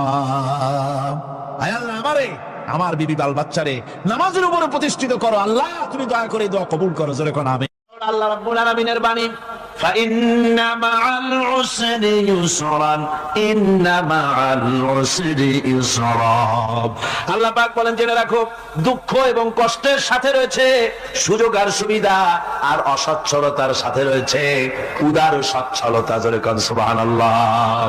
কাজে ভয় পাওয়ার কারণ নাই, হতাশ হওয়ার কারণ নাই, মন আশায় বুক বেঁধে রাখো। গুনাহ করেছো, হতাশ হয়ো না। যুবকদের গুনাহ করা স্বাভাবিক। ইউনিভার্সিটির ছাত্র, কলেজের ছাত্র, প্রফেসর, শিক্ষক, অফিসার ঘুষ খেয়েছেন, জিনা করা হয়েছে, মদ খাওয়া হয়েছে, মিথ্যা কথা বলা হয়েছে, যাই কিছু করেন না কেন ভয় পাওয়ার কারণ নাই, নিরাশ হওয়ার কোনো দরকার নাই। আল্লাহ পাক ডেকে বলেছেন, কুল ইয়া ইবাদিয়াল্লাযীনা আসরাফু আলা আনফুসিহিম লা তাকনাতু মির রাহমাতিল্লাহ। আরে আমার আল্লাহর মতো এত ভালো আর কেউ আছে? এত দরদ আর কারো আছে? আমার আল্লাহ বলেন, ও নবী আপনি শুনায় দেন, হে আল্লাহর বান্দারা, তোমরা যারা নিজেদের উপরে বাড়াবাড়ি করেছো, নিজেদের উপরে জুলুম করেছো, অত্যাচার করেছো, আমি আল্লাহর রহমত থেকে নিরাশ হয়ে যেও না। মানুষ যদি অপরাধ করে, বাপের সাথে অপরাধ করেছে, মায়ের সাথে অপরাধ করেছে, মা বাবা সন্তানের চাইতে এত বড় কল্যাণকামী তো আর কেউ নাই, কিন্তু মা বাবা কোনোদিন বলে না আয় আমার ছেলে তোরে মাফ করে দেই, এরকম বলে নাকি? মন চায় ছেলে যদি মাফ চাইতো, খুশি হয়ে মাফ করে দিতাম, কিন্তু কেন যে আসে না, ডাকে না যে আয় মাফ করে দেই। মা বাপ আপনাকে এত ভালোবাসে, সেই মা বাপও আপনাকে বলে না যে আয় মাফ করে দেই। আমার আল্লাহ হচ্ছেন এমন আল্লাহ, আল্লাহ রাব্বুল আলামিন ডাকেন, এ বান্দা খুন করেছিস ফিরে আয়, জিনা করেছিস ফিরে আয়, হত্যা করেছিস ফিরে আয়, চুরি করেছিস ফিরে আয়, কুফরি করেছিস ফিরে আয়, সুদ খেয়েছিস, ঘুষ খেয়েছিস, মদ খেয়েছিস ফিরে আয়, এসে আমার দরবারে চোখের পানি ফেল, আমার দরবারে কাঁদাকাটি কর। ইন্নাল্লাহা ইয়াগফিরুয যুনুবা জামিআ ইন্নাহু হুয়াল গফুরুর রহিম। আমার দরবারে চোখের পানি ফেলে কাঁদ, আমি রব্বুল আলামিন জিন্দেগীর গুনাহ মাফ করে দেব। সুবহানাল্লাহ কোন, সুবহানাল্লাহ কোন। আমার কাছে কাঁদ, চোখের পানি ফেল। আল্লাহ রাব্বুল আলামিনের কাছে বান্দার দুইটা ফোঁটা বেশি প্রিয়। একটা হলো জিহাদের ময়দানে যে রক্ত ফোঁটা দেওয়া হয়, এটা আল্লাহর কাছে প্রিয়। আর আল্লাহর ভয়তে গুনাহের জন্য লজ্জা করে অনুশোচনা করে বান্দা যখন চোখের পানি ছেড়ে দেয়, আল্লাহর কাছে এটা অত্যন্ত প্রিয়। নবীজি বলেছেন, বান্দা যখন গুনাহ ভয়তে, আল্লাহর ভয়তে, জাহান্নামের ভয়তে অনুশোচনা করে যখন চোখ দিয়া পানি ছেড়ে দেয়, ওই চোখের পানি নাকের অর্ধেক আসতে না আসতে আল্লাহ রাব্বুল আলামিন বান্দারে মাফ করে দেয়। আল্লাহ বরদাস্ত করতে পারেন না যে বান্দা কান্দে। আমার ভাইরা, আল্লাহ রহমত, এই পৃথিবীতে আল্লাহ রহমতকে 100 ভাগ করা হয়েছে। আল্লাহ রহমতের কত ভাগ? এই 100 ভাগের 1 ভাগ সারা পৃথিবীতে ছড়াই দেওয়া হয়েছে। আর 99 ভাগ কার কাছে? আল্লাহর কাছে। একটা ভাগ দুনিয়া ছড়ানো হয়েছে আদম আলাইহিস সালাম থেকে নিয়ে এই পর্যন্ত, এখান থেকে নিয়ে কিয়ামত পর্যন্ত পৃথিবীতে যত মানুষ আসবে, যত প্রাণী আসবে, তাদের মধ্যে প্রাণী জগতেও গাবি তার বাছুরকে ভালোবাসে ঠিক কিনা, হাতি তার বাচ্চাকে ভালোবাসে ঠিক কিনা, মুরগি তার বাচ্চাকে ভালোবাসে কিনা, প্রত্যেক মাই তার সন্তানকে ভালোবাসে মানুষের মতো। এই ভালোবাসা, স্নেহ, এই মমতা, এই করুণা, এই মহব্বত একটা ভাগ দুনিয়ায় দেওয়ার পর আপনি আর আমি যতটুকুন ভাগে পেয়েছি, সেই মহব্বত স্ত্রীর মহব্বতে অস্থির, মায়ের মহব্বতে অস্থির, সন্তানের মহব্বতে অস্থির। এখন চিন্তা করেন, একটা ভাগ সারা পৃথিবীতে বিতরণ করার পর যেটুক পেয়েছি, তাতে যদি এত মহব্বত হয়, তাহলে এর 99 ভাগ মহব্বত যে আল্লাহর কাছে জমা আছে, এই বান্দার জন্য তার কত মহব্বত, এই বান্দার জন্য কত করুণা, কত মহব্বত, কত দয়া তার। এই জন্য আল্লাহ রাব্বুল আলামিন বলেছেন, নাব্বি ইবাদি আন্নী আনাল গফুরুর রহিম।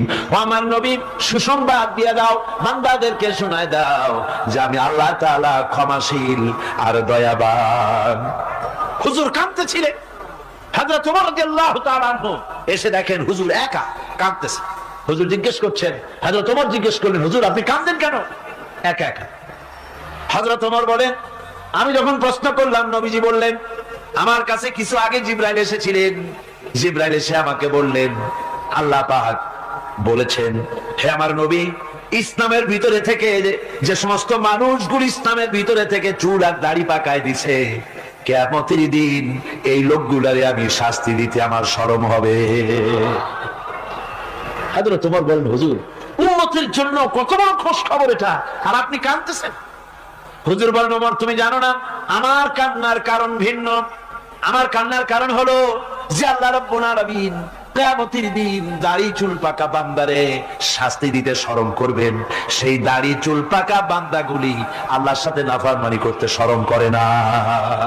আমি এই লজ্জায় কাঁদতেছি। ভাইয়া, হুজুর আল্লাহ পাক বলে, আমার নবী রাতের আধারে যখন একটা বুড়া আমার দরবারে হাত উঁচু করে, একটা বুড়া মানুষ রাতের আধারে যখন আমার দরবারে হাত উঁচু করে আর যখন বলতে থাকে রব্বুল আলামিন, আমার পেছনের জীবনটা বড় খারাপ করেছি, এমন কোন কাজ জীবনে করি নাই যা তোমার কাছে কিছু দাবি করতে পারি, সব রকমের নাফরমানি করেছি, আজ আমি বুড়া হয়ে গেছি, কামাই করতে পারি না, ছেলে আমাকে চোখে দেখতে পারে না, পুত্রবধূ আমাকে ঘরে জায়গা দেয় না, আমার স্ত্রী আমাকে দেখতে পারে না, রোজগার করতে পারি না, হাঁটতে পারি না, চলতে পারি না, সবার কাছে আমি তিতা হয়ে গেছি, আমি দাঁড়াতে পারি না, কোমরে ব্যথা পাই, হাঁটুতে ব্যথা পাই, চলতে পারি না, কানে শুনতে পাই না, চোখে দেখতে পারি না, আর তোমার কাছে কিছু চাইয়া নেব এমন ভালো কাজও করি নাই। এইভাবে যখন বান্দা কাঁদতে থাকে আমার দরবারে, ও আমার হাবিব আমার রহমতের দরিয়ায় জোশ মেরে যায়, আমার শরম হয় এই বুড়াটারে কেমনে খালি হাতে ফিরাইয়া দেই। সুবহানাল্লাহ, সুবহানাল্লাহ। আমার আল্লাহর এত দয়া, আমার আল্লাহ এত মায়া, এত মহব্বত। আমার আল্লাহ রাব্বুল আলামিন বলেন, وَإِذَا سَأَلَكَ عِبَادِي عَنِّي فَإِنِّي قَرِيبٌ। আমার হাবিব, আমার বান্দা আমার ব্যাপারে প্রশ্ন করে, আমি বান্দার একদম নিকটে। কোরআন শরীফের ভিতরে যত জায়গায় রাসূলকে বলা হয়েছে সুয়ালের কথা, আপনাকে প্রশ্ন করা হয়, আল্লাহ তার জবাব কুল এই কথা বলে জবাব দিয়েছেন। যত জায়গায় সুয়াল এসেছে, যেমন কোরআনে কারীমের মধ্যে আল্লাহ পাক বলেন, ওয়ায়াসআলুনাকা আনিল মাহিদ, মেয়েদের হায়েজ সম্পর্কে জিজ্ঞাসা করা হয়, কুল হিয়া আযা, হে নবী আপনি বলুন। এভাবে করে কুল দিয়ে জবাব দেওয়া হচ্ছে। আবার প্রশ্ন করা হচ্ছে, ওয়ায়াসআলুনাকা আনিল আনফাল, এই গনিমতের মাল সম্পর্কে হুজুর আপনাকে, হে নবী আপনাকে প্রশ্ন করা হয়। আল্লাহ কুল দিয়া জবাব দিলেন। আল্লাহ বলেন আপনি বলেন। ওয়ায়াসআলুনাকা আনিল খামরি ওয়াল মাইসির, আল্লাহ পাক বলেন নবী আপনারে প্রশ্ন করা হয়, কুল ফীহিমা ইসমুন কাবীর, আল্লাহ কুল দিয়া বললেন তুমি বলো। আবার বলা হলো ওয়ায়াসআলুনাকা আনিল আহিল্লা কুল হিয়া মাওয়াকিতু লিন্নাস, ও নবী আপনাকে প্রশ্ন করা হয় চাঁদের ক্রমবর্ধমান এবং ক্রমহ্রাস, এই যে বাড়ে আর কমে, পূর্ণিমা হয় অমাবস্যা হয়, কেন হয় আপনি বলুন। কুল, আপনি বলেন এটা আমি অর্থ এবং সময়, বছর আর দিন গণনা করার জন্য পৃথিবীবাসীদের জন্য বিনা পয়সায় একটা ক্যালেন্ডার বানাইয়া আকাশে ঝুলাই রেখেছি। এভাবে যত জায়গায় এসেছে আপনাকে প্রশ্ন করা হয়, তত জায়গায় আল্লাহ জবাব দিয়েছেন কুল আপনি বলেন। গোটা কোরআন শরীফের ভিতরে এই একটি মাত্র জায়গা যেখানে বলা হয়েছে আপনাকে প্রশ্ন করা হয়, আল্লাহ এখানে বলতে পারতেন কুল আপনি বলেন, আল্লাহ তোমাদের নিকটবর্তী, এভাবে জবাব হয় নাই। এটা কায়দাটা হলো এই, আল্লাহ বলতেছেন ওয়াইজা সালাকা ইবাদি, ও আমার নবী প্রশ্ন তো আমার বান্দারা আমার ব্যাপারে করেছে, এবার আপনার জবাবের কোনো দরকার নাই, প্রশ্ন আমার ব্যাপারে আমি নিজে জবাব দিয়ে দেই, ফাইন্নী কারীব, ও বান্দা আমার ব্যাপারে প্রশ্ন করেছিস, জবাব আমি দেই, আমি তোর সবচাইতে বেশি নিকটে। সুবহানাল্লাহ, কত নিকটে? ওয়ানাহনু আকরাবু ইলাইহি মিন হাবলিল ওয়ারিদ, তোর যে রগ এই শাহরগের চাইতেও আমি তোর বেশি কাছে। সুবহানাল্লাহ, আমারে ডাক, আমারে ডাক, কলিজা দিয়া ডাক, অন্তর দিয়া ডাক। মনের থেকে মানুষ যদি ডাকে, মুখের ডাক আর মনের ডাক এক জিনিস নয়। দিল সে জুবাত নিকলতি হ্যায়, আসর রখতি হ্যায়, पर नहीं मगर ताकते परवाज रखती है। দিল থেকে যে কথা বেরোয় তা প্রভাব বিস্তার করে, ডানা নাই কিন্তু ওড়ার ক্ষমতা রাখে। মনের কথাই ভিন্ন। মন থেকে, দিল থেকে, কলিজা থেকে, অন্তরের গভীর কন্দর থেকে মুহাব্বতের সাথে কেউ যদি একবার বলে আল্লাহ, বলেন আল্লাহ, আল্লাহ, আল্লাহ। আল্লাহ রাব্বুল আলামিন বলেন অন্তরের অন্তঃস্থল থেকে একটি বার যদি বান্দা বলেন আল্লাহ আল্লাহ, বলেন 70 বার সাড়া দিয়া জিজ্ঞেস করি, বান্দা কি চাও, আমি তোমার কাছে আছি। সুবহানাল্লাহ, আমি তোর একদম কাছে, কি চাস বল, বল আমার কাছে।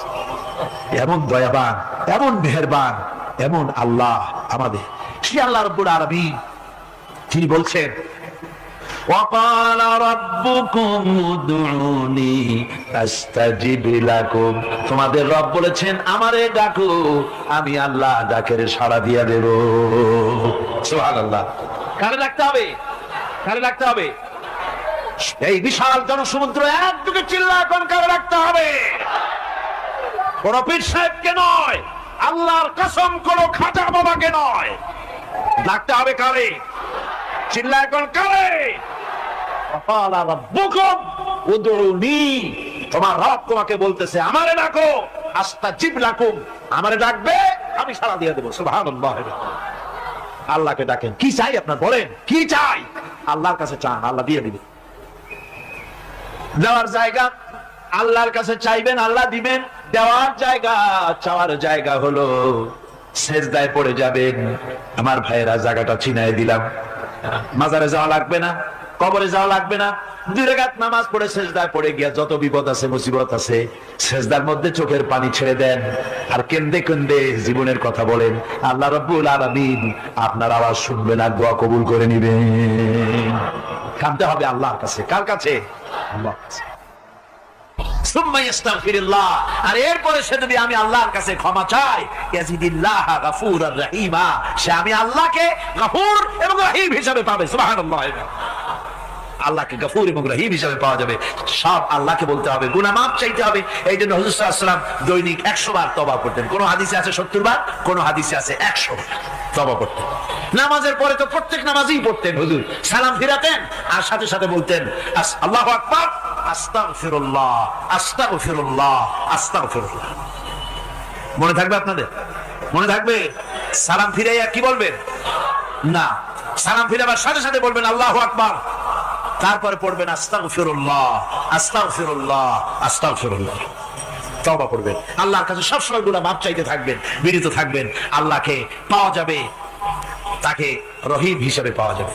সুতরাং ঈমান বিল্লাহ, আল্লাহর প্রতি ঈমান আনলে পরে 4র্থ নম্বরে যে উপকারটা হবে সেটা হলো হতাশায় ভুগবে না, নিরাশায় ভুগবে না, আশায় বুক বেঁধে উঠবে, ঈমান মজবুত হবে, আল্লাহর কাছে মানুষ বিনয়ী হয়ে যাবে। এবার 5ম নম্বরের উপকার আমি বলছিলাম, ঈমান বিল্লাহ, আল্লাহর প্রতি ঈমান আনলে পরে অসংখ্য উপকার হয়, অসংখ্য বৈশিষ্ট্যের আছে। এর 6টা উপকারের কথা আমি বলবো। কয়টা? অসংখ্য উপকারের ভিতরে প্রধান 6টি উপকারের কথা বলবো। এর বললাম কয়টা? 4টে বলেছি। এবার বলো 5ম উপকারের কথা। আল্লাহর প্রতি আপনি পূর্ব পশ্চিমে কতবার মুখ ঘোরালেন, এটাই কিন্তু আপনার আসল সৎ কাজ নয়। আসল সৎ কাজ হলো আল্লাহর প্রতি ঈমান আনা। এই ঈমানের ব্যাপারে 3টা দিন আমরা পার করে দিলাম, এখনো কথা শেষ হয় নাই। আল্লাহর প্রতি ঈমান আনলে পরে যে উপকারটা হবে 5ম নম্বরে, সেটা হলো কঠোর এবং কঠিন বিপদের ভিতরে বান্দার ভিতরে অবিচলতা এবং ধৈর্যের সৃষ্টি হয়ে যাবে। আলহামদুলিল্লাহ।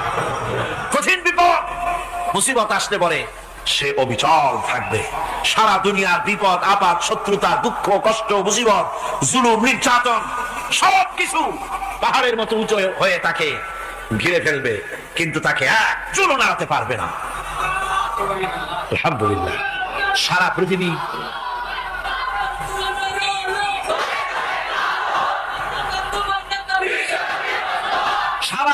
একদিকে আর সে একা একদিকে থাকবে। বিরোধিতা তো হবেই, বিপদ তো আসবে। কবি বলতেছেন, সাথে যা কার রহা হ্যায় अज़ल से ता इमरोज, साथे ज़ाका रहा है अज़ल से ता इमरोज, चरागे मुस्तफावी से शरारे बुलहबीस। সে আবহমান কাল থেকে শুরু করে মুস্তাফা সাল্লাল্লাহু আলাইহি ওয়াসাল্লামের দীপ শিকার সাথে আবু জাহেল, আবু লাহাবের অগ্নিস্ফুলিঙ্গের টক্কর লেগেই আছে। রাসূলুল্লাহ আল্লাহর দেওয়া এই বিধান, এই দ্বীনের বাতিটা টিম টিম করে জ্বলেছে। আর গোর্কি টর্নেডো হাজার হাজার মাইল বেগে, হেরিকেন এসেছে, গোর্কি এসেছে, টর্নেডো এসেছে, টাইফুন এসেছে, কিন্তু এই আলো নিবাইতে পারে নাই। সুবহানাল্লাহ, এই আলো নিবাতে পারে নাই। এই শত্রুতা চিরকালের, নিবাতে পারবে না। কারণ হচ্ছে আল্লাহ রাব্বুল আলামিন বলেছেন, ইউরিদুনা লিইউতফিউ নূরাল্লাহি বিআফওয়াহিহিম ওয়াল্লাহু মুতিম্মু নূরিহি ওয়ালাউ কারিহাল কাফিরুন। ওরা চায় মুখের ফু দিয়ে আমার আলোকে নিভিয়ে দেবে, কিন্তু আমি আমার আলোকে পূর্ণতা দান করব, তাতে কাফের বেঈমানদের কলজায় যত জ্বালা যন্ত্রণা হোক আমার দ্বীন কেউ মিটাই দিতে পারবে না। সুবহানাল্লাহ। সুতরাং বিপদে অবিচলতা আসবে, সটল হবে, মজবুত হবে। কোরআনে কারীম বলতেছে, ওয়া কাযালিকা জাআলনা লিকুল্লি নাবিয়্যিন আদুওয়াম মিনাল মুজরিমিন। এই পৃথিবীতে এমনি করে আমি সকল নবীদের শত্রু বানিয়েছি, সব পাপিষ্ঠ অপরাধীদেরকে। নবীদের সাথে বিরোধিতা করেছে কারা? পাপিষ্ঠরা, অপরাধীরা। আজও খুঁজে দেখেন, আজও ইসলামী আন্দোলনের বিরোধিতা যারা করে সবগুলি কি পাপিষ্ঠ? সত্য কি রাখ? ইসলামী আন্দোলনের বিরোধিতা যারা করে হিসাব করে, চোখ দিয়ে তাকায় দেখেন, খুঁজে দেখেন তাদের নামগুলি। মদখোর, জিনাকার, বদমাশ, চোর, হাইজাকার, বেনামাজি, লুটেরা, মিথ্যাবাদী, সবচাইতে সমাজের নিকৃষ্ট লোকগুলি ইসলামের বিরুদ্ধে।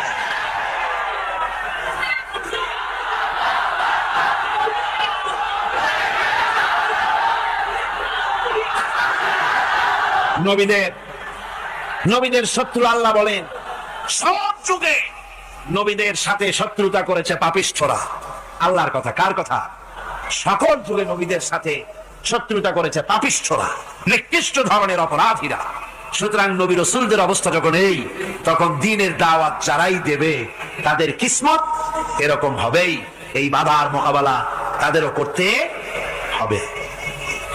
এই যে বাধাটা আসে, এই যে মারে, অপরাধ কি? এই যে তারা চোর বা ডাকাত যাদের মারা হয়, আল্লাহ রাব্বুল আলামিন বলেন অপরাধ হলো, ওয়া মা নাকামু মিনহুম ইল্লা আইয়ুমিনু বিল্লাহিল আজিজিল হামিদ। অপরাধ হচ্ছে ঈমানদার লোকদের উপর নির্যাতন চালিয়েছে, অন্য কোনো কারণে নয়। কারণ একটাই, তারা আল্লাহর জমিনে আল্লাহর দ্বীন প্রতিষ্ঠা করতে চেয়েছে, আর কোনো অপরাধ না। জমিন আল্লাহর, জমিন কার? এই বিশাল জনসমুদ্র গর্জে উঠুন এক চোখে, বলুন জমিন কার? আইন চলবে কার? এখানেই সংঘর্ষ বেঁধেছে আবহমান কাল ধরে। মানুষ অত্যাচারিত হয়েছে, সাহাবায়ে কেরাম অত্যাচারিত হয়েছেন। বুখারী শরীফের হাদিসে এসেছে, রাসূল করিম সাল্লাল্লাহু আলাইহি ওয়াসাল্লামের কাছে হযরতে খাব্বাব গিয়ে উপস্থিত হয়েছিলেন। হযরতে খাব্বাব বলেন, হাদিসটা এভাবে লেখা হয়েছে বুখারীতে, ওয়ান খাব্বাব বিন আল-আরিদ রাদিয়াল্লাহু তাআলা আনহু قال شكونا إلى رسول الله صلى الله عليه وسلم وهو متوسد بردة له في ظل الكعبة। রাসূলুল্লাহর কাছে গেলাম, কাবা শরীফের কাছে গিয়ে দেখি নবীজি একটা চাদর গায়ে দিয়ে তিনি আরাম ফরমাচ্ছিলেন কাবা শরীফের ছায়ায়। সেখানে গিয়ে বললাম, আলা তাস্তানসিরু লানা আলা তাদউ লানা ইয়া রাসূলুল্লাহ, হে আল্লাহর রাসূল, আপনি কি আমাদের জন্য আল্লাহর কাছে দোয়া চাইবেন না? আপনি কি আল্লাহর কাছে আমাদের জন্য সাহায্য চাইবেন না? আমাদের লোকগুলিকে, মুসলমানগুলিকে মারতে মারতে তো শেষ করে ফেলে দিল। তারা আমাদের সুমাইয়াকে মারলো, আমাদের খাব্বাবকে উটের সাথে পায়ের দড়ি লাগায় টানলো, আমাদের খোবায়েবকে তারা আগুনের উপরে চিৎ করে শোয়ায় রাখলো, না খায় রাখতেছে, মারতেছে, কষ্টে তো শেষ হয়ে গেলাম। হুজুর, আপনি কি আমাদের জন্য দোয়া করবেন না? হাদিস শরীফে এসেছে, নবীজি উঠে বসলেন সোজা হয়ে। নবীজি বলেন, ও আমার সাহাবী, ও খাব্বাব, শোনো, তোমাদের আগে এই পৃথিবীতে যারা দ্বীনের দাওয়াত দিতে এসেছিলেন তাদেরকে সমকালীন রাষ্ট্র শক্তি, সমাজ শক্তি তাদেরকে ধরতো। ফায়ুখাজুর রাজুলু, তাদেরকে তারা ধরতো। ফায়ুফারু লাহু ফিল আরদ, আর তার জন্য জমিনের ভিতরে কবর বানাইতো। ওই কবর ফায়ুজালু ফিহা, ওই কবরের ভিতরে তাকে কোমর পর্যন্ত গেড়ে দিত। সুম্মা ইউতা বিল মানশার, এরপরে করাত আনতো, ফায়ুদাউ আলা রাসিহি, এরপরে ওই করাত তার মাথার উপরে রাখতো, ফায়ুজআলু নিসফাইন, এরপরে করাত দিয়া চিরে জীবিত মানুষটারে দ্বিখণ্ডিত করে ফেলে দিত। মা ইয়াসুদ্দুহু যালিকা আন দীনিহি। ও আমার খাব্বাব, এত কষ্ট দেওয়ার পরেও সেই যুগের কোন মুসলমানকে, দ্বীনের দায়ীদেরকে আল্লাহ দ্বীন থেকে এক চুলো তারা সরাই দিতে পারে নাই, এক চুলো সরাতে পারে নাই। ওয়াল্লাহি, ও খাব্বাব, আমি আমার আল্লাহর নামে কসম করে বলছি, লা ইউতাম্মান্নাল্লাহু হাযাল আমরা হাত্তা ইয়াসিরা আর-রাকিবু মিন সানা ইলা হাযরা মাউত। আমি কসম করে বলি, আল্লাহ রাব্বুল আলামিনের এই সানা থেকে হাজারামত পর্যন্ত লোকেরা যাতায়াত করবে, সুন্দরী রমণীরা গমন করবে, সদাগরেরা যাতায়াত করবে, টাকা নিয়া পয়সা নিয়া যাতায়াত করবে। তাদের মনের মধ্যে লুটের ভয়, টাকার ভয়, চুরির ভয়, ডাকাতির ভয়, জেনার ভয়, হত্যার ভয়, ধর্ষণের ভয়, কোন ভয় থাকবে না। লা ইয়াখাফু ইল্লাল্লাহ, আল্লাহ ছাড়া কোনো ভয় থাকবে না। এমন একটা সমাজ, এমন একটা সময় আসবে, ওয়ালাকিন্নাকুম তাস্তাজিলুন, অথচ খুব তাড়াহুড়ো তোমরা করতেছো। তাড়াহুড়ো করো না, সময় আসবে ইনশাআল্লাহ। আমার ভাইয়েরা, আমার বন্ধুগণ, কঠিন বিপদে অবিচলতা এবং ধৈর্যের দৃষ্টান্ত রেখে গেছেন আম্বিয়া আলাইহিমুস সালাম। সুবহানাল্লাহ। কঠিন বিপদে অবিচলতা, দৃঢ়তা, ধৈর্য কারে বলে, তার দৃষ্টান্ত কারা রেখেছেন? আম্বিয়া আলাইহিমুস সালাম। ওনারাই আমাদের আদর্শ, নবীরাই আদর্শ, সাহাবায়ে কেরাম রিদওয়ানুল্লাহি তাআলা আলাইহিম আজমাইন আমাদের আদর্শ। ভাইরা আমার, মুসা আলাইহিস সালামকে ফিরআউন যখন ঘিরে ফেলে দিল, কোরআনের সব কথা গল্প গুজবার ইতিহাসের জন্য লেখা হয় নাই। কোরআনের মধ্যে যা লেখা হয়েছে সব বান্দাদের উপদেশের জন্য, যাতে করে লোকেরা চিরটা কাল এর থেকে উপদেশ নিয়ে নিজেদের তৈরি করতে পারে। জোরে বলেন সুবহানাল্লাহ। মুসা আলাইহিস সালামের কথা আল্লাহ বলেন, ফিরআউন তাকে ঘিরে ফেলে দিল, পালাবার রাস্তা নাই। ফালাম্মা তারাআল জামআন ক্বালা আসহাবু মূসা ইন্না লামুদরাকুন। মুসা আলাইহিস সালামের উম্মতরা বললেন, হে মুসা, পাকড়াও হয়ে গেছি, পালাবার রাস্তা নাই। তিন দিক থেকে আমাদেরকে ঘেরাও করেছে ফিরআউনের শক্তি। সামনে কি? দরিয়া, আর তিন দিকে কি? ঘেরাও আন্দোলন, পালাবার পথ নেই।